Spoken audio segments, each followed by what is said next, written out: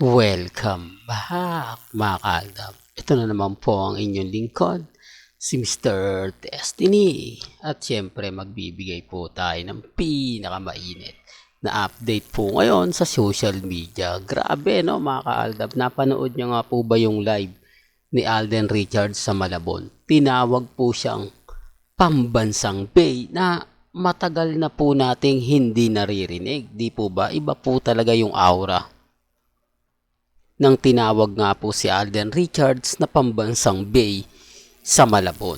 Medyo syempre dismayado rito mga Alden fanatics, no? Sabi ko nga po sa inyo, ang Aldab hindi po talaga nawawala yan. Hindi po talaga pwedeng sabihin na tapos na, hindi po ba? Hanggat marami pa po ang nakakaalala, hanggat marami pa po ang taong nakaka-relate kapag ka sinabing pambansang bay, matik na yan. Hindi po ba? Sino nga po ba talaga yung totoong nakilala ng salitang pambansang bay? Hindi po ba si Alden Richards? At kung saan naman po si Maine Polkerson ay binansagang Yaya Dab? Ang daming mga update na talaga naman pong maiinis ka pagka pinagtitignan mo sa social media. Pero kapag ganap kay Alden Richards na pinag-uusapan at kay Maine Mendoza, mas marami pa rin po ang kakampi natin. Although yung iba nakikisawsaw lang. Normal lang yan dahil nga issue eh. Di po ba? Talagang pinagpipiestahan yan. Pero hindi naman po nila kumbaga pinapansin yung mga magagandang update na ibinabato po natin.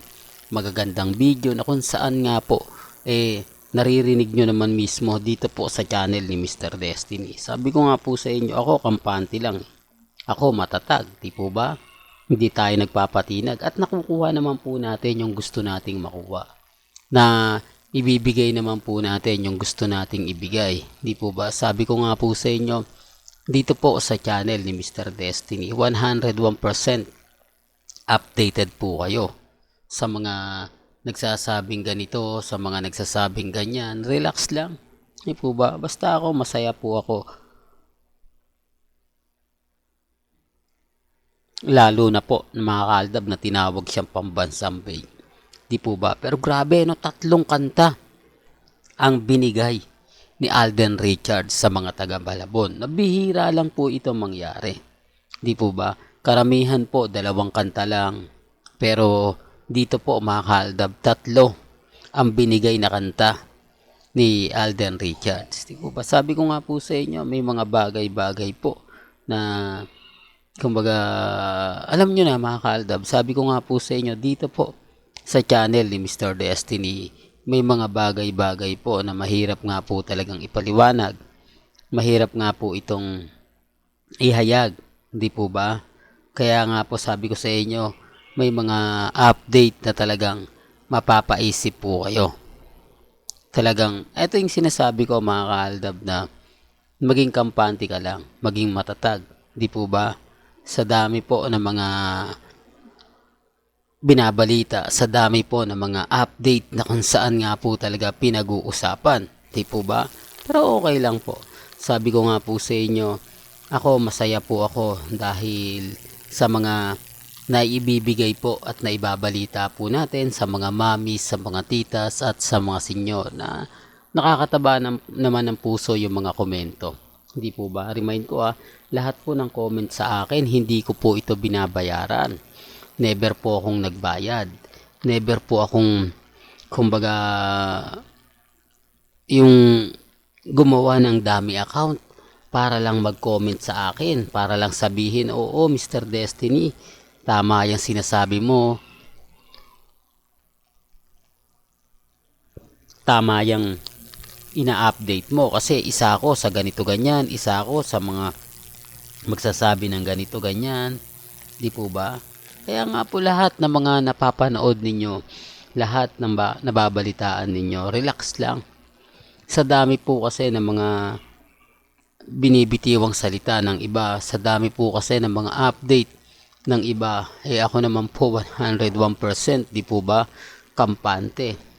Although yung sinasabi ng iba na, hindi Mr. Destiny, move on na kayo, tapos na yung boxing, wala na kayong ganto ganyan, di po ba? At least yung pagtawag po kay Alden Richards na pambansang bay, talaga naman pong masaya na para sa akin yon.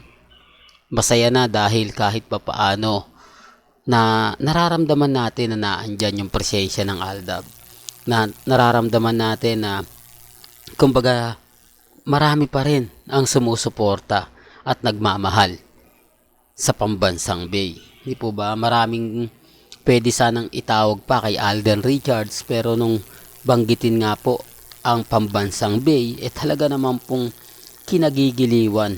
Di po ba? Hindi lang ako kundi ng mga taong nagmamahal po kay Alden Richards. Kaya nga po sabi sa inyo, maging kampante lang po kayo maging matatag. Di po ba? Kita nyo naman po na hindi ako nagpapatinag at never naman po akong nagpapaapekto. Sa dami ng issue na binabato sa akin, sa dami ng issue na binabato sa Aldab Nation, mga delulo, mga kulto, alam nyo naman po kada update natin, puro batikos lang sila. Tapos ang lalaking tao pa ng kalaban natin. Paano nga naman po tayo hindi pag-uusapan na andyan si Christopher Min na lagi nakikisawsaw? Di po ba? Sabayan nyo pa sina Ogie Diaz. Tapos yung mga website, mga article na talagang mapapaisip po kayo. Di po ba? Sa dami ng pwedeng isulat, sila Mengay talaga ang ginagawa nilang topic. Lalo na po kay Alden Richards, di po ba? Pero wala naman po silang maibigay na topic para lang masabi na masaya si Maine kay Congressman Arjo. Yan ang sinasabi natin mga kaaldab, na pagdating po sa pagbabalita, kung ano yung issue, yun ang binabato nila. Pero never po nilang in-interview ang Aldab. Never po nilang tinanong ang Aldab kung ano na nga po ba talaga yung senaryo, kung bakit hanggang ngayon nakikipaglaban pa rin kami, kung bakit hanggang ngayon hindi po kami nagpapatinag sa dami ng mga aligasyon, komento, nananatili po kaming kampante. Sa dami po kasi ngayon mga kaaldab na mga nagmamahal po sa Aldab, sa dami po kasi ngayon ng mga taong hindi sumusuko, lalo na po sa Instagram, sa Twitter, sa Facebook, kahit papaano tayo po yung namamayagpag. Kahit papaano, kita nyo yung suporta na ibinibigay pa rin po sa atin. Ako masaya po kasi kumbaga hindi tayo nag-iisa andyan pa rin po kayo. Andyan pa rin yung mga taong hanggang ngayon nagmamahal. Andyan pa rin yung taong hanggang ngayon may kita nyo at mababasa ninyo sa Instagram, sa Twitter. Di po ba? Sinasabi ko lang po ito para lang po sa kaalaman ng lahat. Well, hanggang dito na lang po ang ating latest updates. Kaya kung gusto nyo pa po ng pinaka-latest at sariwang update, abay tumutok lang po kayo dito po sa channel ni Mr. Destiny para updated po kayo sa mga latest at sa mga bagong video po na ilalabas po natin maya maya lang. Hanggang sa muli, salamat po sa panonood at pakikinig.